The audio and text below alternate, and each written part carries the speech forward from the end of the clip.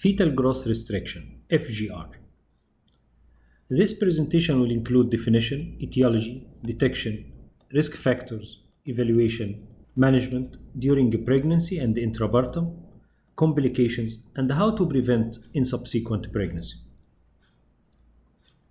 Starting with definition, there are two different definitions, one from Aetiology guidelines and the other from RCOG guidelines. Aetiology define FGR as estimated fetal weight or abdominal circumference less than 10th percentile for gestational age. This should be differentiated from another terminology known as small for gestational age, SGA. It is a postnatal definition defined as a newborn birth weight less than 10th percentile for gestational age. One problem with this definition is that about 70% of fetuses diagnosed as FGR, according to this definition, actually they are not FGR. Instead, they are small but healthy. We call them constitutionally small fetuses. For this reason, RCOG has a different definition. When the estimated fetal weight or abdominal circumference less than 10th percentile, it is called small for gestational age fetus, SGA fetus. When it becomes less than the 3rd percentile, it is considered a severe SGA. While fetal growth restriction, FGR, is a pathological restriction of the genetic growth potential.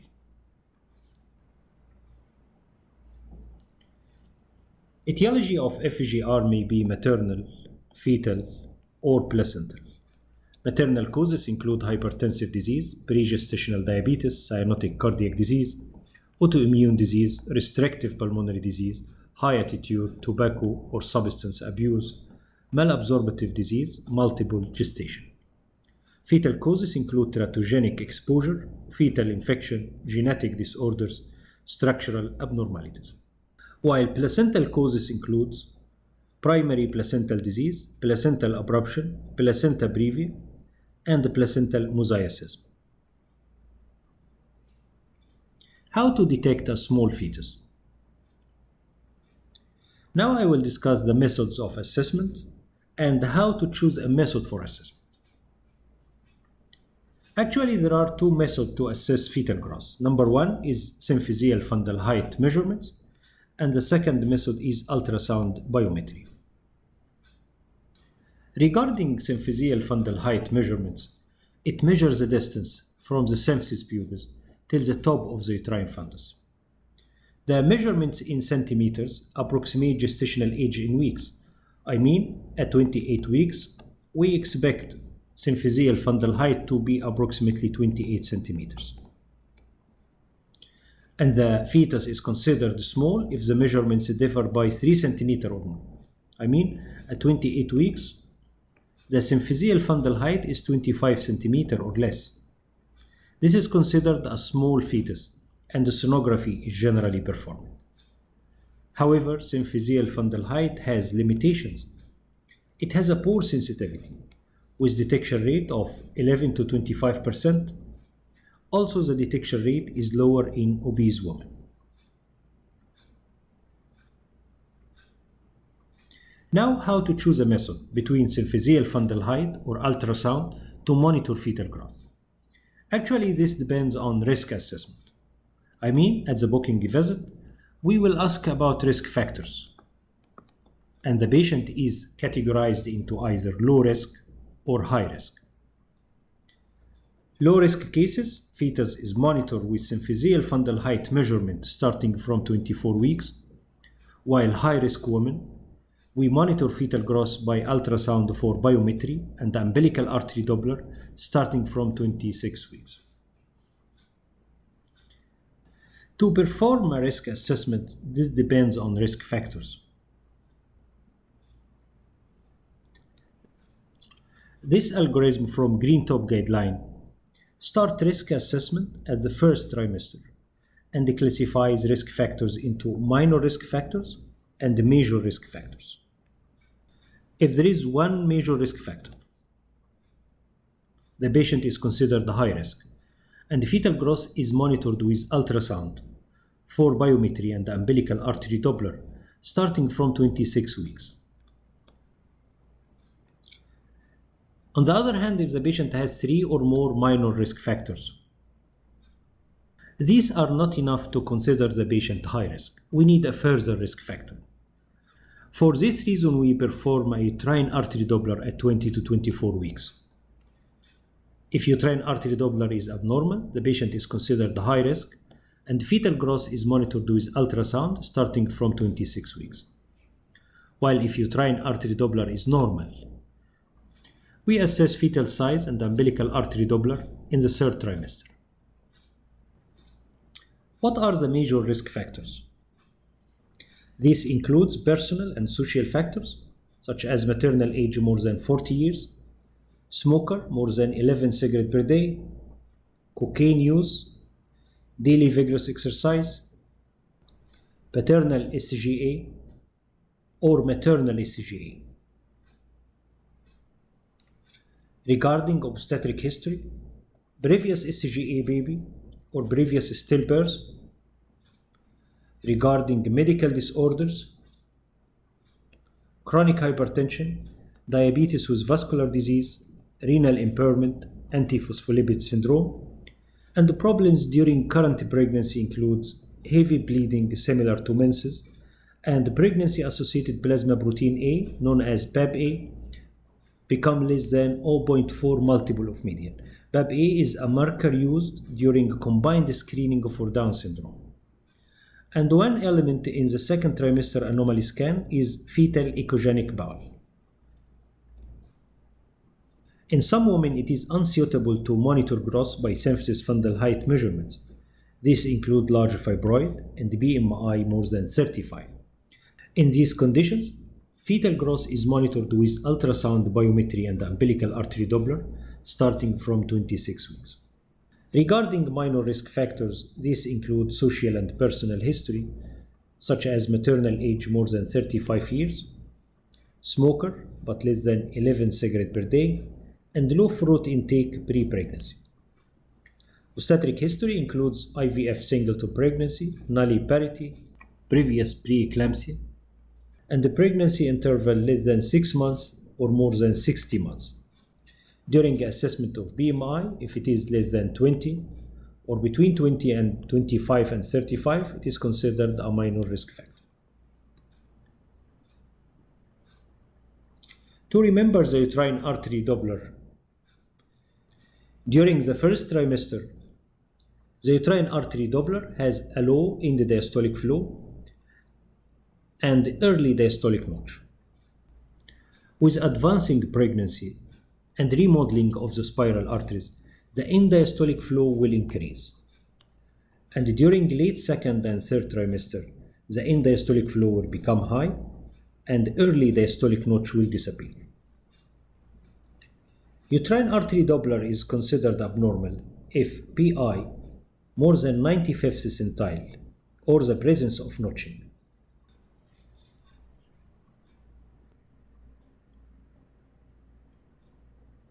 Evaluation of the small fetus involves confirmation of the diagnosis and defining the etiology. If the fetus is small, I mean the fetus is less than 10th percentile for gestational age, we monitor fetal growth and fetal physiology over time.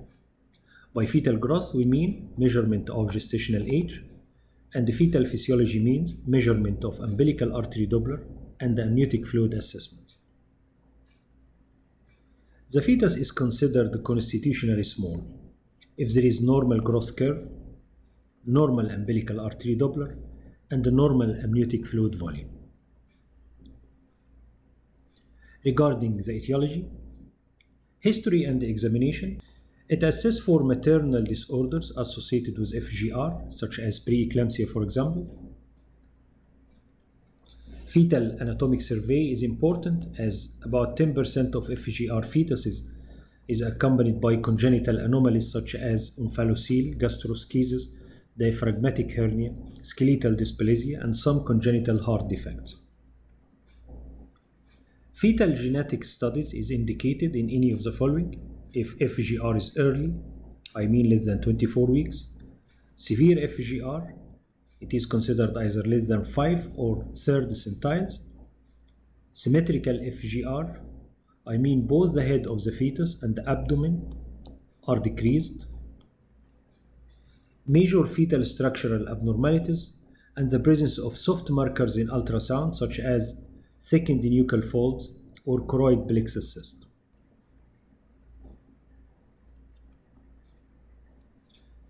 Workup for infection is important.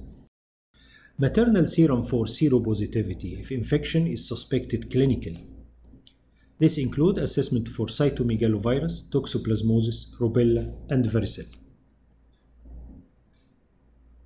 Screening for inherited thrombophilia is not recommended, as evidence for an association between inherited thrombophilia and FGR is weak.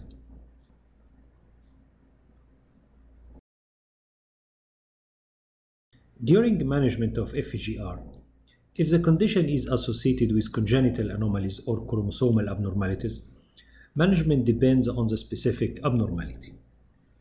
For other cases, management options include fetal monitoring, antenatal steroids, maternal interventions, and delivery. Fetal monitoring, firstly, is it outpatient or inpatient?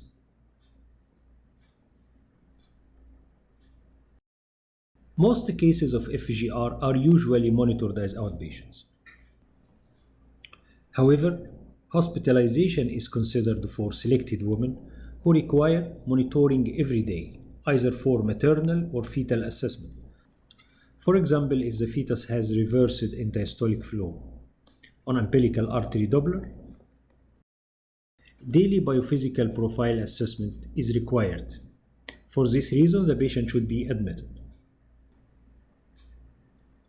Regarding gross scans, serial ultrasound is performed every 2 to 4 weeks to ascertain gross velocity. The estimated fetal weight is plotted either on a population-based chart or a customized gross curve.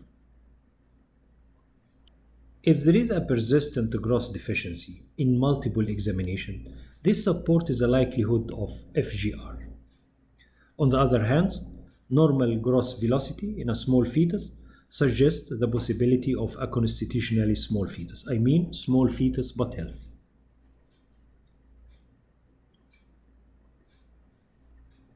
Umbilical artery Doppler is the primary surveillance tool for monitoring pregnancies in which FGR is suspected.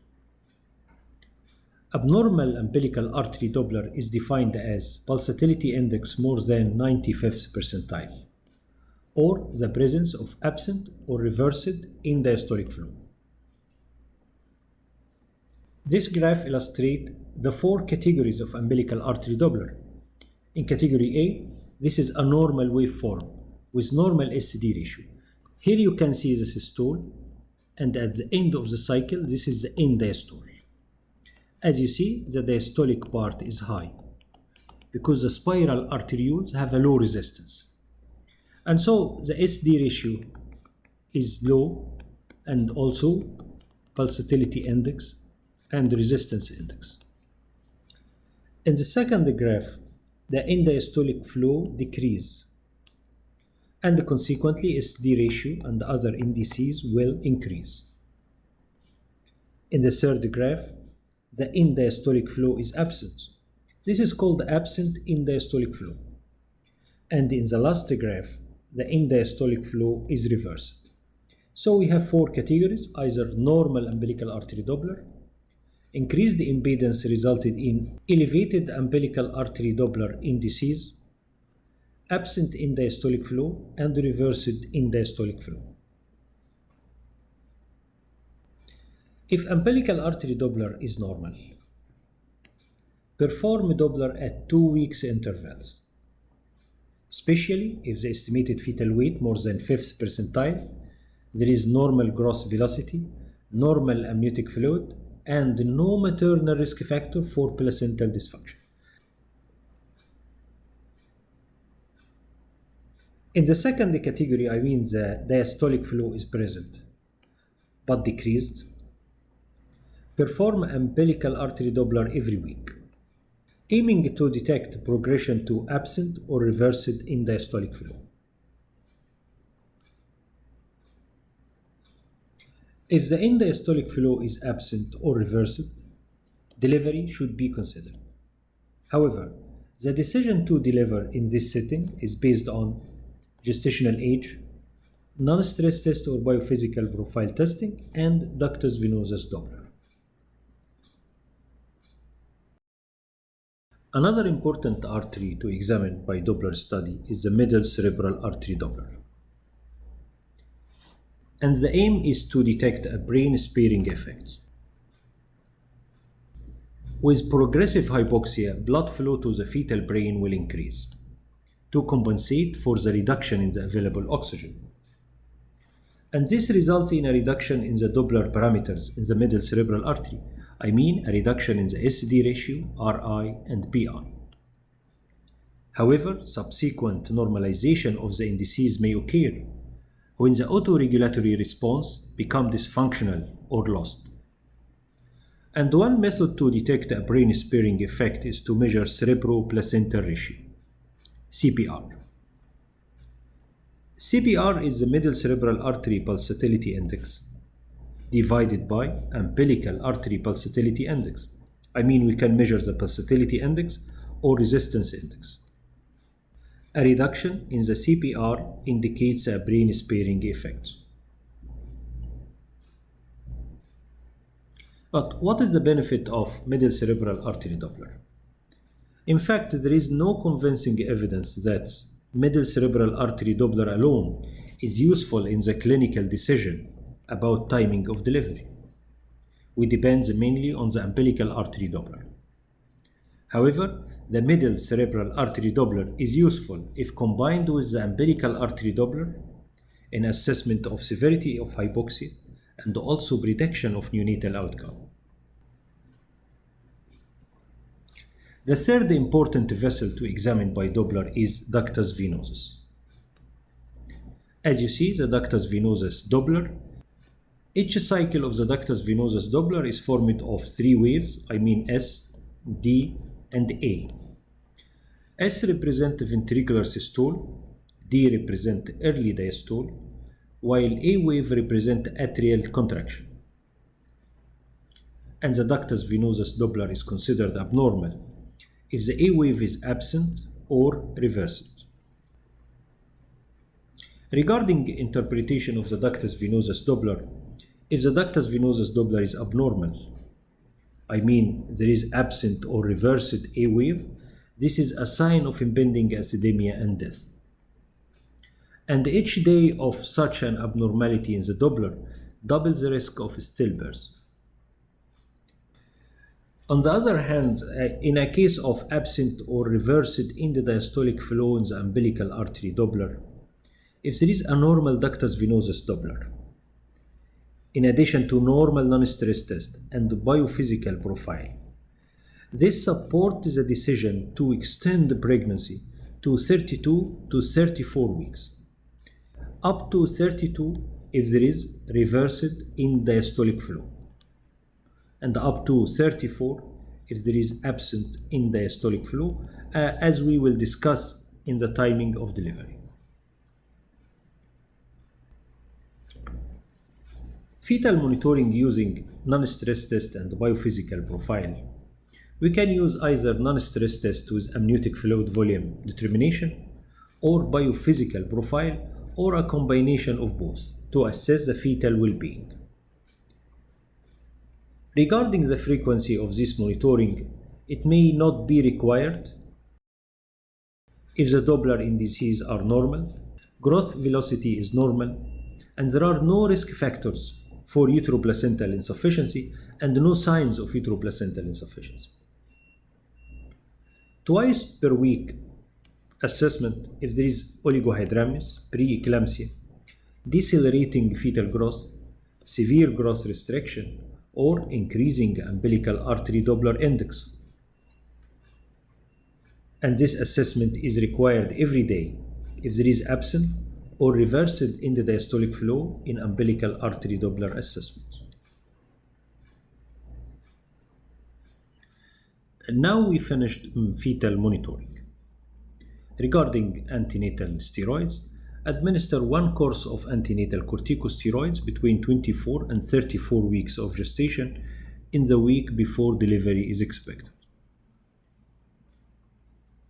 Is there maternal intervention to improve the fetal growth in a growth-restricted fetus? Actually, many interventions have been tried, such as low-dose aspirin, bed rest, anticoagulation, oxygen therapy, and the plasma volume expander. But what about the evidence regarding these interventions? There is no convincing evidence that any intervention in a healthy woman improves the growth of a growth-restricted fetus. However, the use of phosphodiesterase 5 enzyme inhibitors, sildenafil, it appears promising, however, is still under investigation. And definitely smoking cessation program may be of value.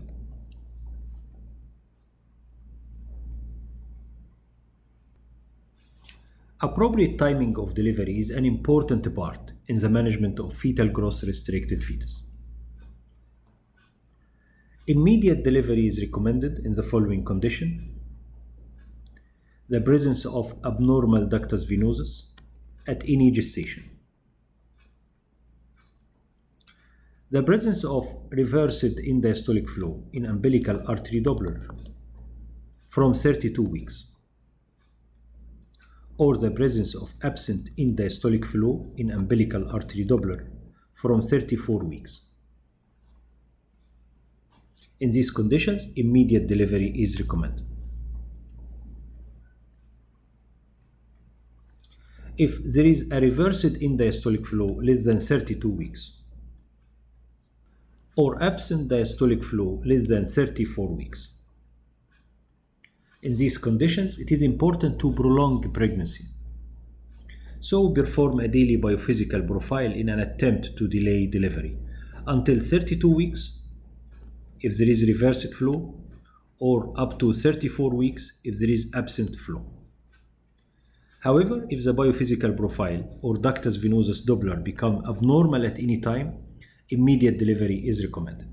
And of course, start a course of antenatal corticosteroid if it has not been administered yet.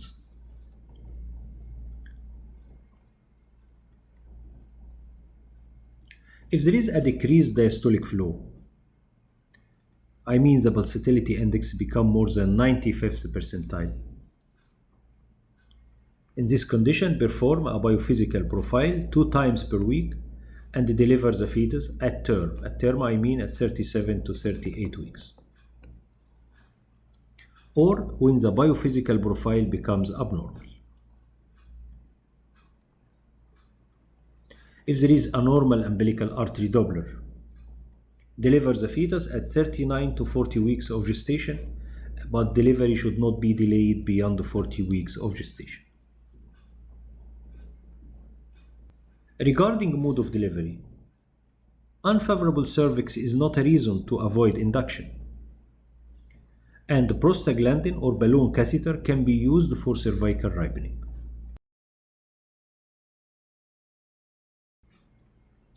During labor, intrapartum care includes continuous CTG, provide a skilled neonatal care in the delivery room, and umbilical cord blood gas should be considered to establish a baseline neonatal status.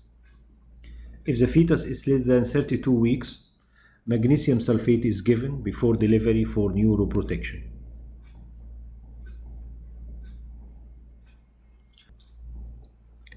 Complications associated with fetal growth restriction may be perinatal, long-term, or maternal complications.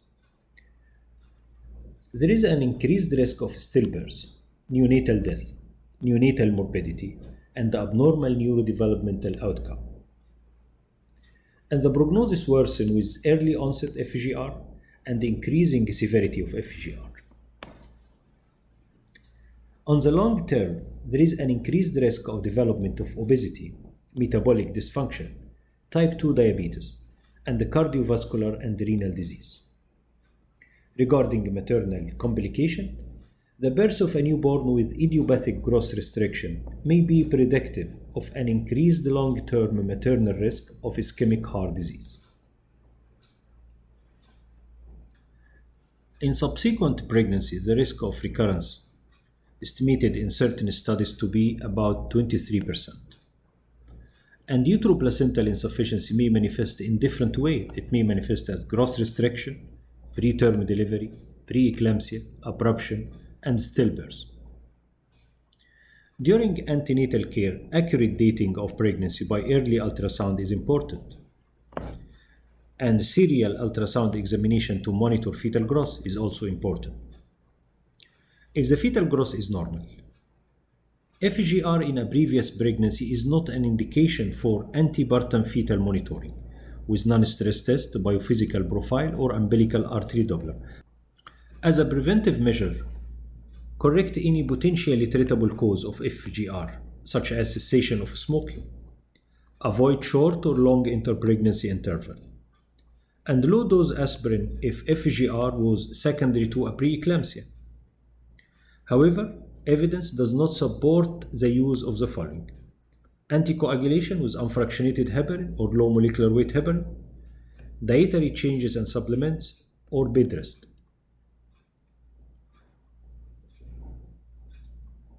Thank you.